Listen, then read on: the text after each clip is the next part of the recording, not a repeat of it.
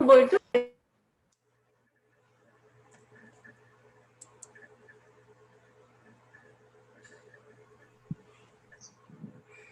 Ma'am.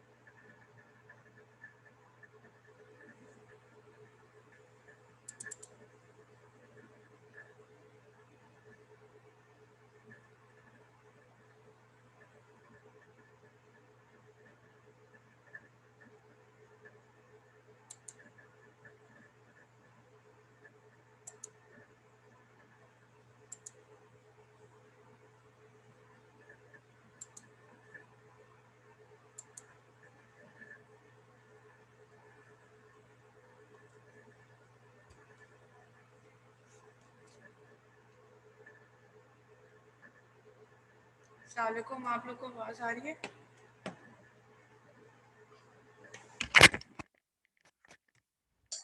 वालेकुम अस्सलाम ma'am. जी आ रही तो पेपर कैसा हुआ था आप लोग का? है मैम। अच्छा ही, तकरीबन अच्छा ही हो गया था। अच्छा, आसान था? नॉर्मल था मैम। ना आसान था ना मुश्किल था। मुझे एक स्टूडेंट ने आकर कहा कि बहुत मुश्किल था। क्या चीज़ मैम मुश्किल? था भी नहीं भी था मैम। वो असल में ना कंफ्यूजिंग बड़ी बहुत है फार्मा, तो फिर इसलिए ऐसे ना लगता है थोड़ा। अब आप लोग ने ये कहा कि अब आपके जब फाइनल होंगे तो उसमें कोर्स भी ज़्यादा होगा, और जो सिंपथेटिक, पैरासिम्पथेटिक और जो जिस तरह वो थे कैटाकोलामाइंस, नॉन कैटाकोलामाइंस, तो ये सारे एक दूसरे से मिलते जुलते हैं। एक यस। थोड़ी सी देर में याद नहीं होते, इसके लिए बहुत लॉन्ग टाइम चाहिए होता है याद रखने के लिए। तो अब आप लोगों ने एक तो ये करना कि अब नेक्स्ट टेस्ट जो होगा वो ये जो CVS है, यानी कार्डियोवास्कुलर डिजीजेस, उसमें से होगा, ठीक है, उनकी ड्रग्स में से होगा। और इसके लिए आप ये वाला और ANS के लिए आप लोग बुक ज़रूर फॉलो करें, ठीक है। अभी आपके पास टाइम है। अब जैसे कल मैंने जो दिया हुआ था साइलॉग्स, ठीक है, अब साइलॉग्स में बहुत सारे लोग पूछे थे क्या चीज़ है, तो ये बुक में है चीज़ें, लेकिन आप लोग क्योंकि स्लाइड्स में बहुत लिमिटेड मटेरियल होता है तो सारा नहीं कर सकते। तो इंशाल्लाह मैं आपके एक तो अब क्योंकि कोर्स आपका ख़त्म है, CNS मुझे पता चला है कि वो नहीं पढ़ाते, CVS पढ़ाते हैं। दूसरे बैच ने भी इतने ही लेक्चर्स पढ़े हैं। तो आप लोग ऐसा कीजिएगा कि अब आपके टेस्ट शुरू होंगे और दूसरा आपकी प्रेजेंटेशन जिसमें फ़ेस टू फेस आप दें, ताकि जो है सुने स्टूडेंट्स सारे पढ़ के आए वो चीज़, ठीक है। थोड़ी थोड़ी थोड़ी थोड़ी करके ज़्यादा जल्दी कवर करने में आसान हो जाता है। आज आपका कोई पेपर है आप लोग का? यस मैम, कुछ बच्चों का हो भी रहा है। मैं तो अच्छा अच्छा, ये मैं थोड़ी सी स्लाइड्स हैं, जल्दी जल्दी आज कर लेते हैं। एंटी इंजाइनल ड्रग्स के अंदर आपने beta blockers, calcium channel blockers और नाइट्रेट्स, नाइट्राइट्स वगैरह पढ़े थे, ठीक है। अब कैल्शियम चैनल ब्लॉकर्स तो कैल्शियम को आने से रोकता है, जिसकी वजह से कार्डिक कॉन्ट्रैक्टिलिटी कम होती है, यानी कॉन्ट्रैक्शंस कम होती हैं हार्ट की। और बीटा ब्लॉकर्स जो है बीटा एड्रीनर्जिक रिसेप्टर्स पर एक्ट करेंगे बीटा 1 पर, ताकि सिंपथेटिक एक्टिविटी कम हो, ठीक है। और उसके अलावा जो नाइट्राइट्स वगैरह थे वो वेजोडायलेटर्स थे। अब ये सारी चीज़ें वो दोबारा लिखी हुई हैं, थोड़ी सी इसमें एक्सप्लेन करके बताया हुआ, बीटा ब्लॉकर्स और कैल्शियम चैनल ब्लॉकर्स। और बताया हुआ है कि इन कम्बिनेशन में देते हैं, ताकि अगर एक चीज़ का बीटा ब्लॉकर्स का जो साइड इफ़ेक्ट्स हैं उनको नाइट्रेट्स जो है वो ख़त्म कर दें, नाइट्रेट्स के साइड इफ़ेक्ट्स को बीटा ब्लॉकर्स ख़त्म कर दें। तो बीटा ब्लॉकर्स आप लोगों को पता है कि हार्ट रेट डिक्रीज करता है, ब्लड प्रेशर को रिड्यूस करता है, कार्डिक कॉन्ट्रैक्टिलिटी को रिड्यूस करता है। इसका इतना ज़्यादा इफेक्ट कार्डिक आउटपुट पर नहीं है, लेकिन ये क्या है कि हार्ट रेट को आपके डिक्रीज करता है।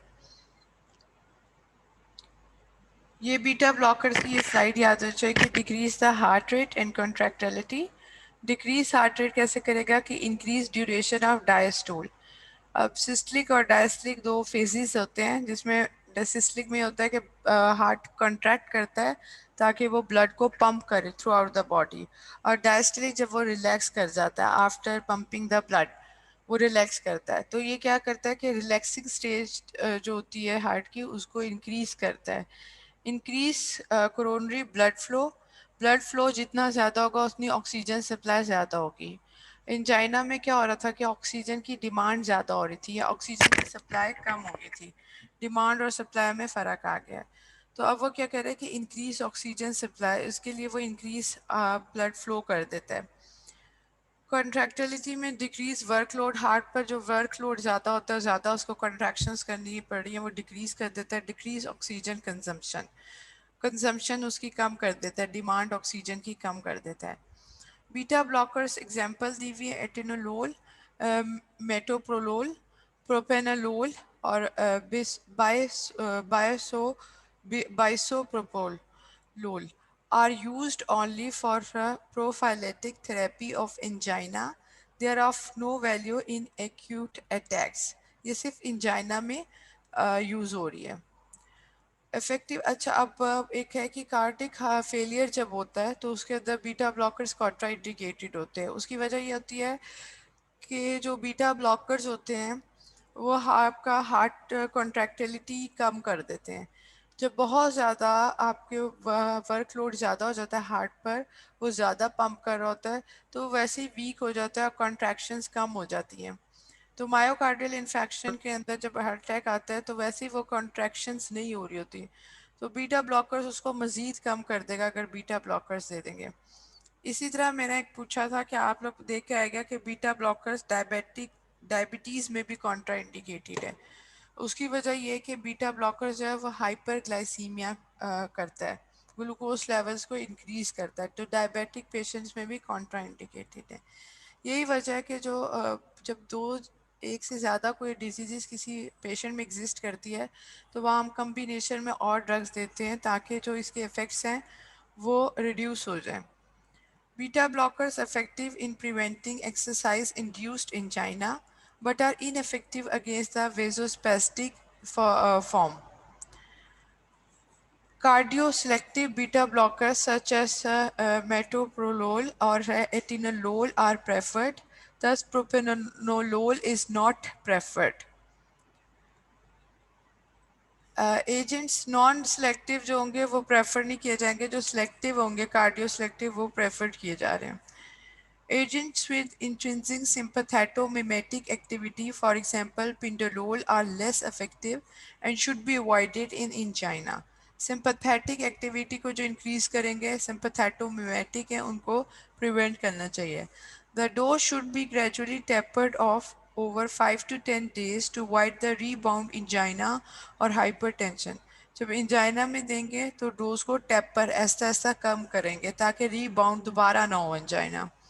साइड इफ़ेक्ट्स, ये साइड इफ़ेक्ट्स बीटा ब्लॉकर्स के यही हैं कि ये एक तो जो है कार्डिक फेलियर कार्डियल इन्फेक्शन में नहीं देंगे क्योंकि ये हार्ट रेट को डिक्रीज करते हैं। वैसे उसमें जो है जब मायोकार्डियल इन्फेक्शन या जब कंजेस्टिव हार्ट फेलियर होता है तो हार्ट रेट वैसे ही उसका जो हार्ट की कॉन्ट्रैक्शंस है वो कम हो चुकी होती हैं, वीक होता है हार्ट। अच्छा, mechanism of action beta blockers का क्या है? Suppress the activation of the heart by blocking beta 1 receptors. Beta 1 receptor sympathetic activity को एक्टिवेट कर रहे थे, तो ये बेसिकली बीटा 1 receptors के ऊपर अफेक्ट करेगा। Decrease the heart rate resulting in decreased myocardial oxygen demand, increase oxygen delivery to the heart, decrease उसकी कॉन्ट्रैक्शंस करेगा, हेल्प टू कंजर्व एनर्जी और decrease the demand of oxygen and energy, reduce the work of the heart by decreasing the cardiac output और slightly decrease in blood pressure करेगा। ये सारे हैं, heart rate decrease करेगा, contractions decrease करेगा, systolic wall tension जब वो pump करता है ब्लड तो जो कॉन्ट्रैक्शन हार्ट कॉन्ट्रैक्ट करता है उसको डिक्रीज करेगा, और डिक्रीज करेगा परफ्यूजन टाइम यानी वो टाइम जिसमें ऑक्सीजन सप्लाई हार्ट को ज़्यादा जाए, ब्लड सप्लाई ज़्यादा इंक्रीज करेगा, परफ्यूज्ड करेगा। क्वेश्चन तो नहीं अभी तक किसी का?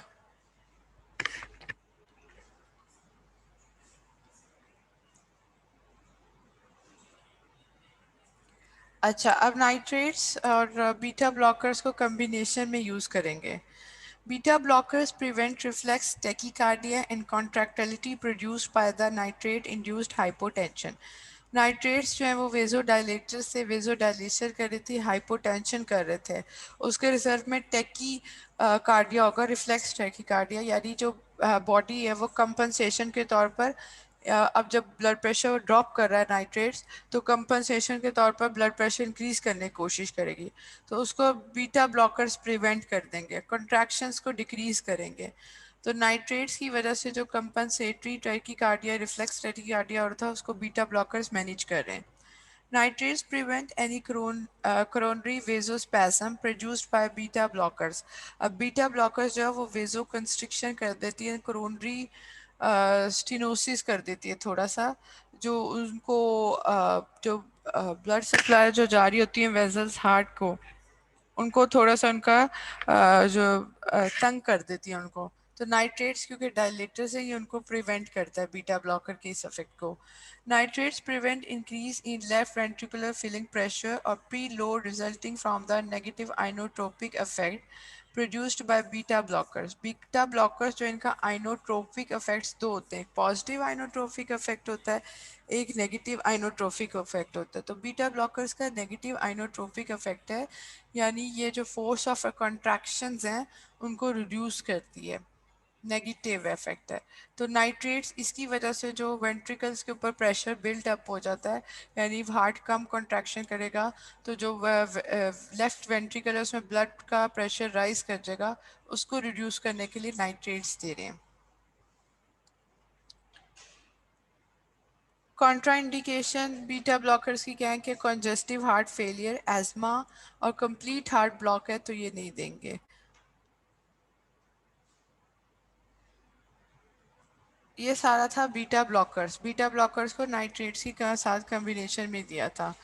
अब है कैल्शियम चैनल ब्लॉकर्स। आपको क्वेश्चन आ सकता है कि बीटा ब्लॉकर्स को नाइट्रेट्स के साथ कॉम्बिनेशन में क्यों देते हैं, तो उसकी रीज़न ये पीछे लिखी हुई है, इसीलिए आप बुक थोड़ी सी पढ़ें ताकि जो है वो मज़ीद जो है आपके क्लियर हो जाएगा कंसेप्ट। तो एएनएस और सीवीएस दोनों के लिए बुक्स आपने ज़रूर पढ़नी है, और जो आपको प्रेजेंटेशन दी जाएगी उसके अंदर बुक्स आपकी जो रेफरेंस बुक्स है उसमें से मटेरियल इकट्ठा करके लिखें, ताकि इन स्लाइड्स के ऊपर स्टूडेंट्स वो मटेरियल लिख लें जो ज़रूरी बातें हैं, ताकि जब पेपर में अगर बुक से भी आए तो फिर आपको ये ना हो कि बुक से आ गए।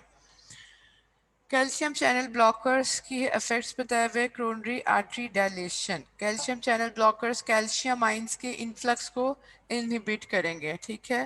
कैल्शियम जो है वो उसके जो ट्यूब्यूल्स थे, एल ट्यूब्यूल्स अगर याद हो, एल टाइप और मुख्तलिफ थे, उनमें एल टाइप के थ्रू कैल्शियम अंदर आता है, तो जो स्मूथ मसल्स होते हैं उनकी कॉन्ट्रैक्शन शुरू होती है, हार्ट की कॉन्ट्रैक्शन शुरू होती है, तो कैल्शियम चैनल ब्लॉकर्स उसको इनहिबिट करते हैं।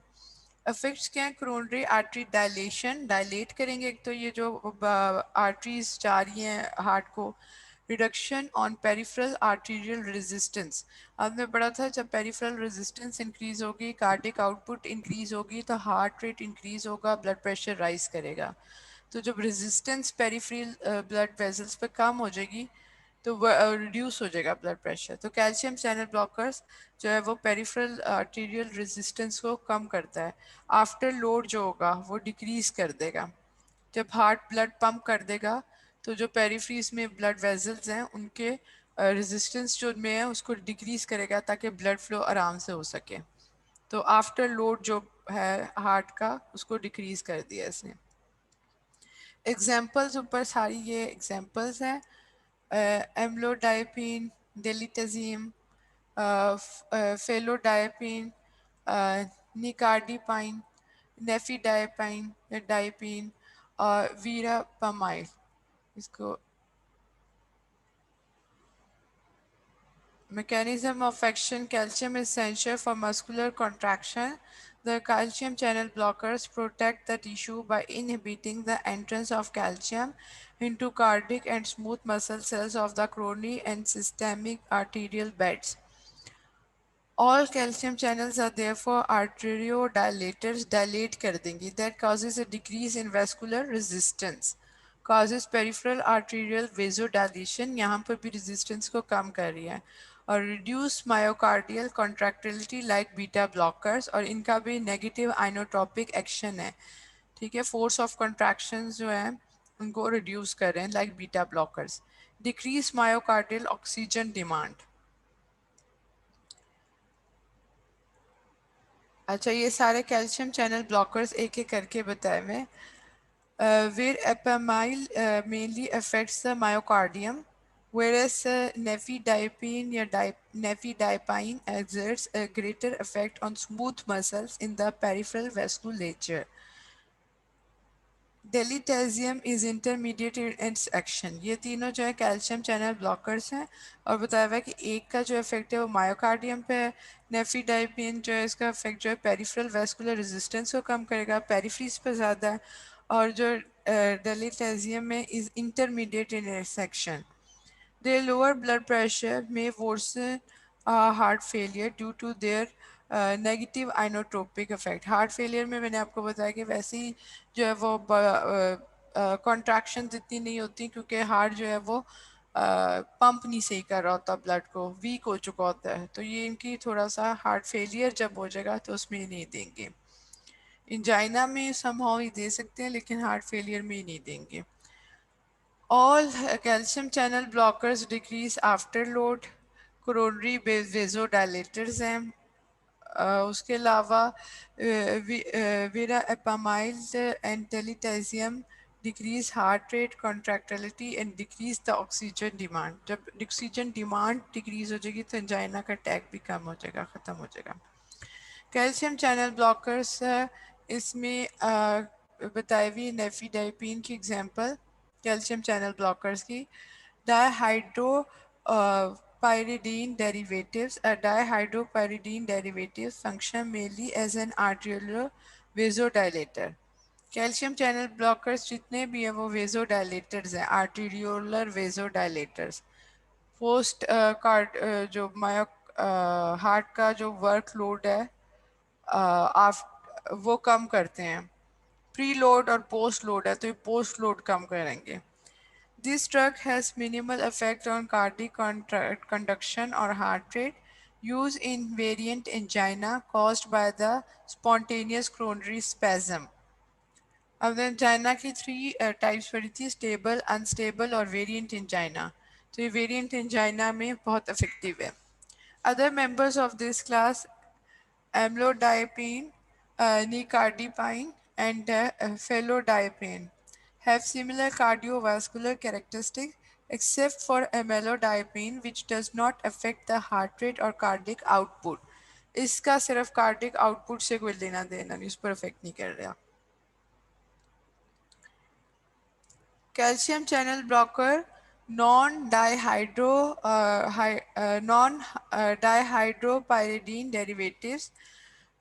इसमें जो बताया हुआ है shows cardiac arterio ventricular conduction directly and decrease heart rate.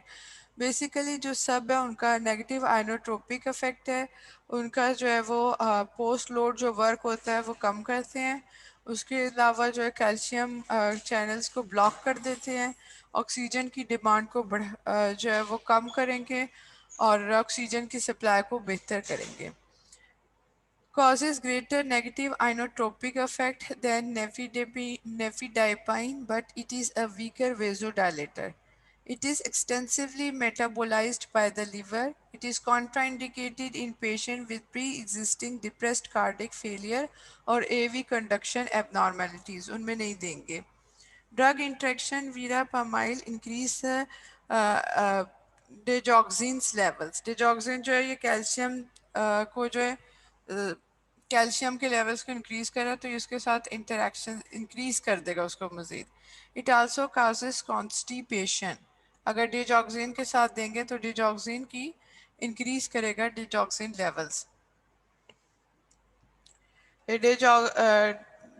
Digoxin जो है ये कैल्शियम के इन्फ्लक्स को ज़्यादा करता है तो मायोकार्डियल कॉन्ट्रैक्टिलिटी इंक्रीज कर देता है। तो अगर ये दोनों ड्रग साथ दे देंगे तो ये मजीद इंक्रीज कर देगा वो।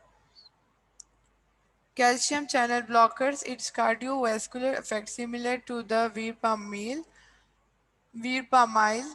reduces the heart rate but lesser than verapamil. Reduces the blood pressure, reduces coronary artery spasm, so used in variant angina.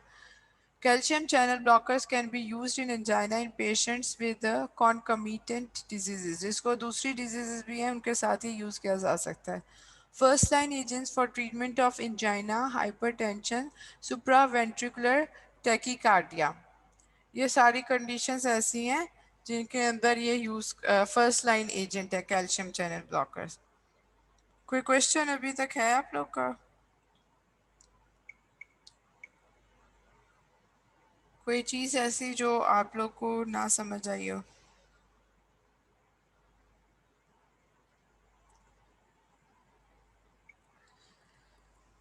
अच्छा, कोई मुझे बताएगा सुप्रा वेंट्रिकुलर टैकीकार्डिया क्या है?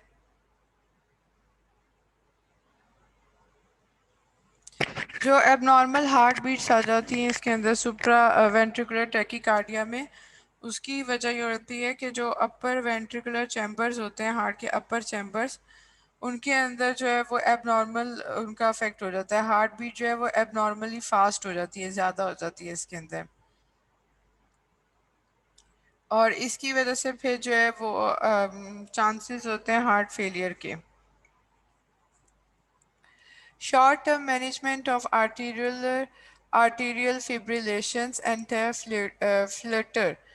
जो आर्टीरियल फिब्रिलेशन यानी एबनॉर्मल हार्ट बीट्स होती है उनके लिए भी शॉर्ट टर्म मैनेजमेंट में कैल्शियम चैनल ब्लॉकर्स यूज़ होते हैं। तो फर्स्ट लाइन एजेंट के तौर पर भी यूज़ हो रहे हैं और शॉर्ट टर्म पर मैनेजमेंट के तौर पर यूज़ हो रहे हैं। Very acceptable side effects and safety profile may cause hypotension, palpitation, tachycardia or bradycardia, constipation, nausea and dyspnea। ये सारे इसके effects हैं। हाइपोटेंशन करेगा, ब्लड प्रेशर लो करेगा, पल्पिटेशंस कर सकता है, टेकीकार्डिया या ब्रेडिकार्डिया दोनों कर सकता है ये, और कॉन्स्टिपेशन इसका कैल्शियम चैनल ब्लॉकर्स का बहुत बड़ा साइड इफेक्ट है। रिडक्शन इन पेरिफेरल रेजिस्टेंस करेगा, decrease blood pressure, decrease after load, decrease workload and decrease oxygen consumption. Oxygen की डिमांड को कम कर रहा है। Unwanted effect dizziness, vomiting, nausea, vomiting, flushing of the face, tachycardia due to hypotension की वजह से टेकीकार्डिया हो सकता है, हार्ट रेट इंक्रीज कर सकता है। Contraindication, cardiogenic shock, recent myocardial infarction, heart failure, atrioventricular block, इन सब कंडीशंस में ये यूज़ नहीं करेंगे। अच्छा, अब इसको जो है कम्बिनेशन थेरेपी में देंगे nitrates and beta blockers. The additive efficiency is primarily a result of one drug block the adverse effect of the other agent or net myocardial oxygen consumption। एक ड्रग के साथ दूसरी ड्रग देंगे तो वो एक ड्रग जो होगी वो दूसरी ड्रग का एक दूसरे का साइड इफेक्ट्स को रिड्यूस करेंगे, कम करेंगे। Beta blockers block the reflex tachycardia associated with nitrate. से वही बात है कि नाइट्रेट जो है वो उसकी वजह से टेकीकार्डिया होता है और उसको बीटा ब्लॉकर्स ब्लॉक कर देते हैं। Nitrates attenuate the increase in the left ventricular end diastolic volume associated with beta blockers by increasing the venous capacitance। ये डायस्टोलिक वॉल्यूम को इंक्रीज कर रहा है हार्ट के, यानी जब हार्ट पंप कर चुका है तो उस टाइम ड्यूरेशन को ये इंक्रीज कर रहा है, और बीटा ब्लॉकर्स के साथ मिलके वीनस कैपेसिटेंस जो होगी उसको इंक्रीज करेगा। अब कैल्शियम चैनल ब्लॉकर्स और जो बीटा ब्लॉकर्स को साथ जब देंगे Useful in the treatment of exertional angina that is not controlled adequately with nitrates and beta blockers. जब nitrates और beta blockers के साथ कंट्रोल ना हो तो हम कैल्शियम चैनल्स उसके अंदर देंगे. Beta blockers attenuate reflex tachycardia produced by nifedipine. These two drugs produce decreased blood pressure. ये दोनों कैल्शियम चैनल ब्लॉकर्स और बीटा ब्लॉकर्स मिलके जो है वो डिक्रीज ब्लड प्रेशर करेंगे. अगर कैल्शियम चैनल ब्लॉकर्स पहले बीटा ब्लॉकर्स के साथ दे रहे थे, अब नाइट्रेट्स के साथ दे रहे. Useful in severe vasospastic or exertional angina, particularly in patients with exertional angina with congestive heart failure and sixth sinus syndrome.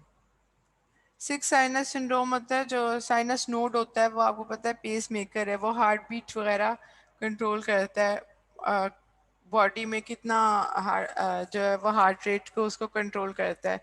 तो जो सिक्स साइनस सिंड्रोम ही होता है कि साइनस नोड्स जो हैं वो उन सही तरह कंट्रोल नहीं कर सकते इसमें.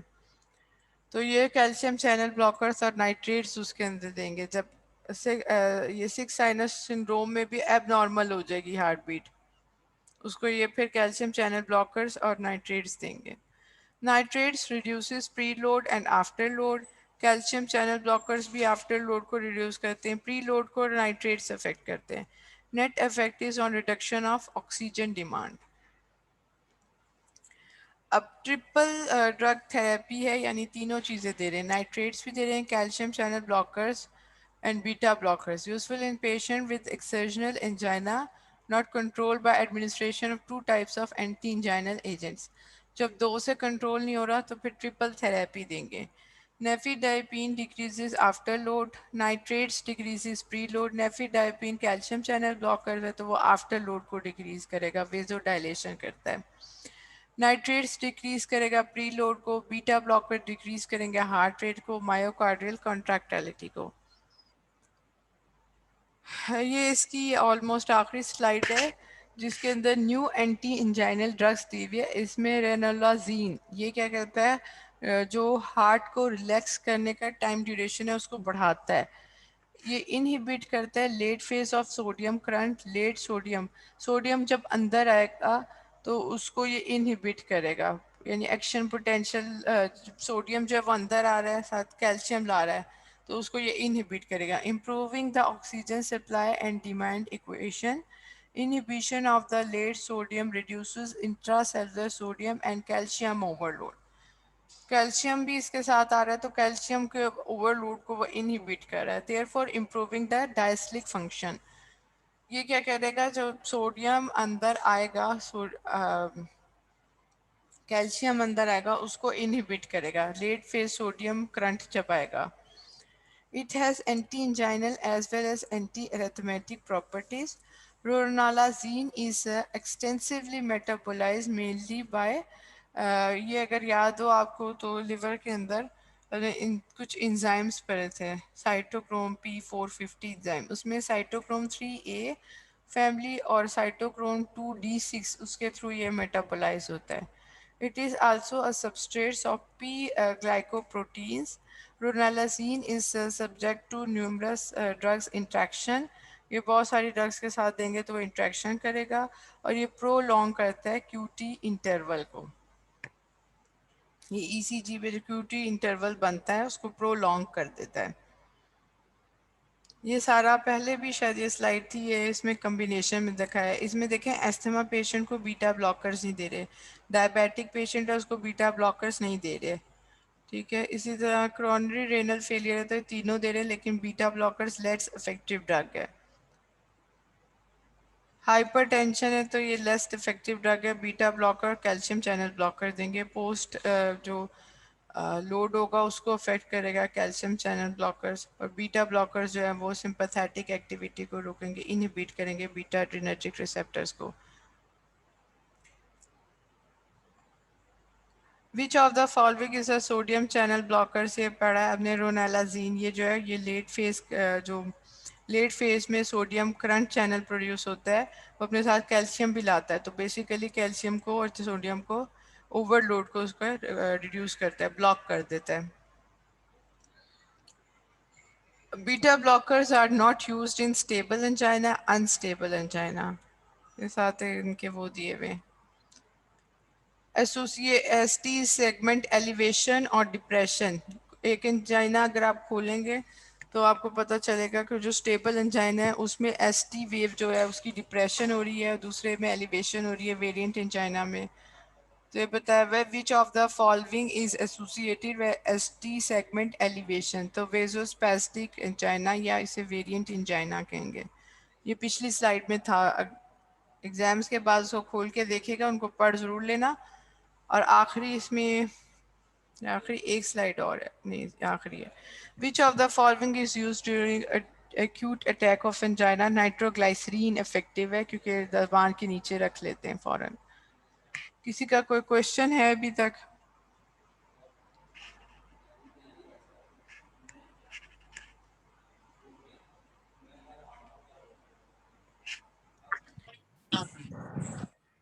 कोई क्वेश्चन? मैम जी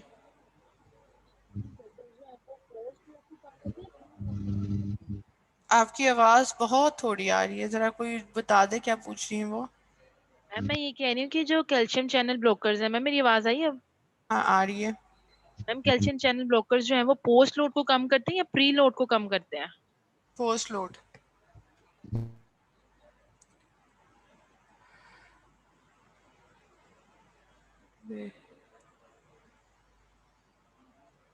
आफ्टर लोड को, पोस्ट लोड जो हार्ट पंप कर देता है उसके बाद वो कैल्शियम चैनल जो है उसको रिड्यूस करते हैं आफ्टर लोड को। इसे लिखा हुआ है, ठीक है। ये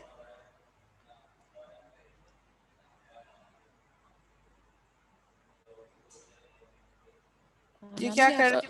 पेरिफेरल रेजिस्टेंस को कम कर रहा है। जो पेरिफ्रीज में जब ब्लड जाएगा, ब्लड वेसल्स के अंदर दूर जाएगा, तो उसकी जो रेजिस्टेंस थी उसको कम कर रहा है। तो जब ब्लड पंप हो गया है तो आफ्टर लोड को ये रिड्यूस कर रहा है calcium channel blockers by reducing the peripheral resistance.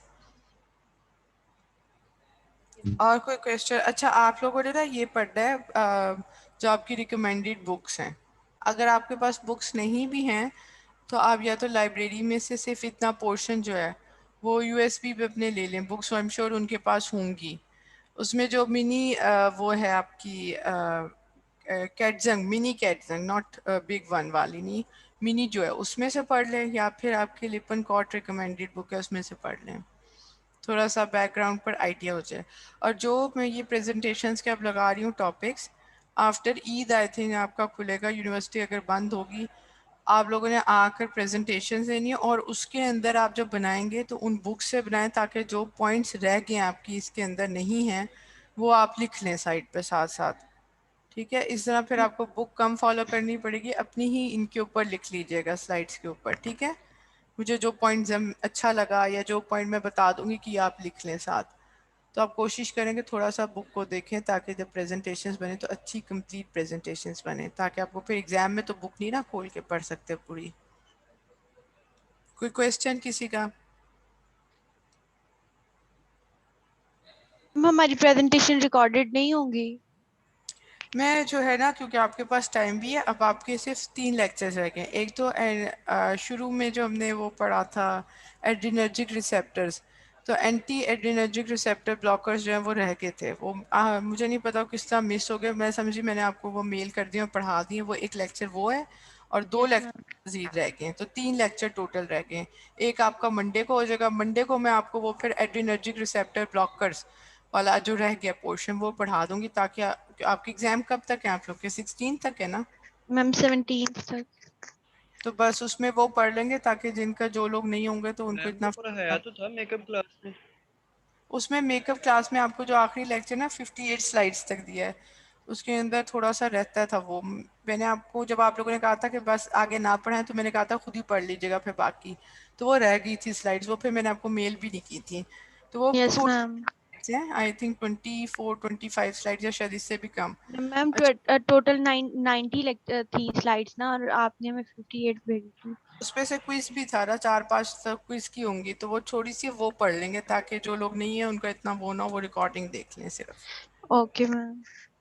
और ये दोनों ANS और CVS ये सिर्फ 2 लेक्चर जो हैं टॉपिक से आप बुक से ज़रूर कंसर्न कीजिएगा, ठीक है। मैं खुद भी आपको जो जो पॉइंट्स बीच में ऐड अप और करवा दूंगी इसके अंदर, ताकि फिर आखिरी दिन बुक ना खोलनी पड़े। प्रेजेंटेशंस आप कोशिश कीजिएगा अच्छी सी बनाएं, बुक से बनाएं और आकर दें ऑनलाइन, और मैं टॉपिक लगा दूंगी ताकि वो सारे बच्चे पढ़ के आए उस दिन, ठीक है, ताकि डिस्कस कर लें उसी दिन, कम से कम गो थ्रू हो जाए एक दफ़ा सब बच्चे। या अगर आपके पास आखिर में दिन कम रह गए तो फिर हम रिकॉर्डेड बाकी लोगों की सुन लेंगे, क्योंकि अभी ओके पता मैम। फाइनल्स कब होंगे, वाइवास कब होंगे, कुछ नहीं पता, क्योंकि ये डिले हो गया तो शायद सितंबर तक जाए। चलो ठीक है, thank you ji, thank you for joining. जिनका एग्ज़ाम है वो गुड लक। ओके, कोई क्वेश्चन तो नहीं है?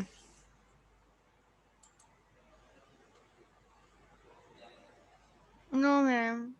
Thank you ji, okay.